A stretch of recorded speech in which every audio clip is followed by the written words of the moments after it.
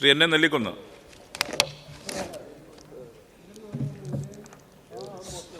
Sir, green tourism സെൻ്ററുകളായി പ്രഖ്യാപിക്കപ്പെട്ട നിരവധി പ്രദേശങ്ങൾ നമ്മുടെ സംസ്ഥാനത്തുണ്ട്.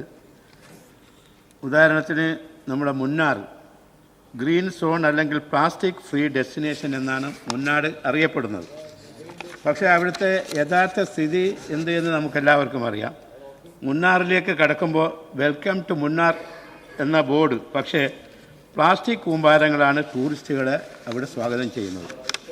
One time use of plastic നിരോധിച്ചിട്ടുണ്ടെന്നാണ് സർക്കാർ പറയുന്നത്. പക്ഷേ കേരളത്തിലെ ഏത് ടൂറിസ്റ്റ് കേന്ദ്രങ്ങൾ നോക്കിയാലും നമുക്ക് കാണാൻ സാധിക്കുന്നത് plastic bottles, paper, plastic plates എന്നിവയാണ് നമുക്ക് കാണാൻ സാധിക്കുന്നത്. എൻ്റെ ചോദ്യം, ടൂറിസം വകുപ്പിന് നിയമം നടപ്പിലാക്കാൻ അതോറിറ്റി ഇല്ല എന്ന് നമുക്ക് എല്ലാവർക്കും അറിയാം. ചോദ്യങ്ങൾ ഇങ്ങനെ എടുത്താൽ ചെയ്യാന്ന് 1 മിനിറ്റ് ആവാമോ? യെസ്, ചോദ്യത്തിലേക്ക് വാ.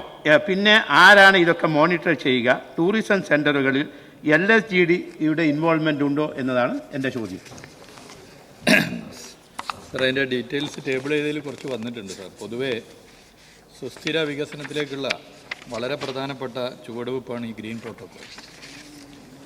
അതുകൊണ്ട് തന്നെ ഗ്രീൻ പ്രോട്ടോക്കോൾ നടപ്പിലാക്കുന്നതിന് വലിയ പ്രാധാന്യമാണ് പൊതുവെ സർക്കാർ നൽകുന്നത്. പ്ലാസ്റ്റിക് ഉപയോഗം കുറച്ച് കൊണ്ടുവന്ന് ടൂറിസം കേന്ദ്രങ്ങളെ പ്ലാസ്റ്റിക് വിമുക്തമാക്കുക എന്ന ലക്ഷ്യം പൊതുവെ നടപ്പിലാക്കാൻ എല്ലാ വകുപ്പും യോജിച്ചുകൊണ്ടാണ് ശ്രമിക്കുന്നത്.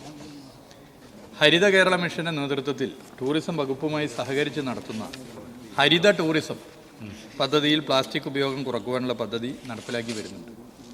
സാർ, പ്ലാസ്റ്റിക് ബോട്ടിലും മറ്റും ഉപയോഗിച്ച് വേസ്റ്റ് ടു ആർട്ട് എന്ന പേരിൽ ഇൻസ്റ്റലേഷനുകൾ നിർമ്മിക്കുകയും ആകർഷകമാക്കുകയും ചെയ്യുന്നുണ്ട്.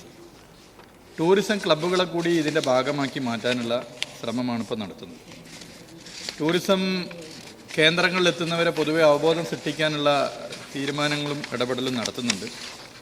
പലയിടങ്ങളിലും വിവിധ വകുപ്പുകളുമായി ബന്ധപ്പെട്ടാണ്. ചിലയിടത്ത് തദ്ദേശ സ്വയംഭരണ വകുപ്പാണ്, ചിലയിടത്ത് DTPC ആണ്, ചിലയിടത്ത് പോർട്ടുമായി ബന്ധപ്പെട്ടതുണ്ട്. അങ്ങനെ വിവിധ വകുപ്പുകൾ, ഫോറസ്റ്റ് ഉണ്ട്, വിവിധ വകുപ്പുകളുണ്ട്. വകുപ്പുകളെ ഏകോപിപ്പിക്കുന്നൊരു ശ്രമം പൊതുവേ നടത്തുന്നുണ്ട്. അതിനു പുറമെ ഒരു DMC ഡെസ്റ്റിനേഷൻ മാനേജ്മെൻറ്റ് കമ്മിറ്റി എന്നുള്ള നിലയിൽ MLAമാർക്ക് അതിൻ്റെ പ്രധാന ചുമതല നൽകിക്കൊണ്ട് ഉള്ള ഒരു ഇടപെടലും ഇതിൻ്റെ ഭാഗമായി നടത്താനാണ് ഉദ്ദേശിക്കുന്നത്. അപ്പോൾ കോർഡിനേഷൻ പ്രോപ്പറായി ആ നിലയിൽ മുന്നോട്ട് പോകാനാണ് ഉദ്ദേശിക്കുന്നത്. Second question. Sir, plastic waste process ചെയ്യുന്നതിന് കാസർഗോഡ് ജില്ലയിലെ പള്ളിക്കര പഞ്ചായത്തിൽ, അതായത് ബേക്കറിയിൽ ഒരു ഫാക്ടറി നിലവിൽ ഉണ്ടായിരുന്നു. ഇപ്പോൾ അതിൻ്റെ പ്രവർത്തനം നിലച്ച മട്ടാണ്. അത് പുനർജീവിപ്പിക്കുന്നതിന് ബേക്കൽ ടൂറിസത്തിൻ്റെ ഏറ്റവും വലിയ ഗുണഭോക്താവായ BRDSയെ കൊണ്ട് മുൻകൈ എടുപ്പിക്കുമോ? സാർ, അത് പരിശോധിച്ച് സാധ്യമാകുന്ന കാര്യങ്ങൾ ഇടപെട്ട് ചെയ്യാം.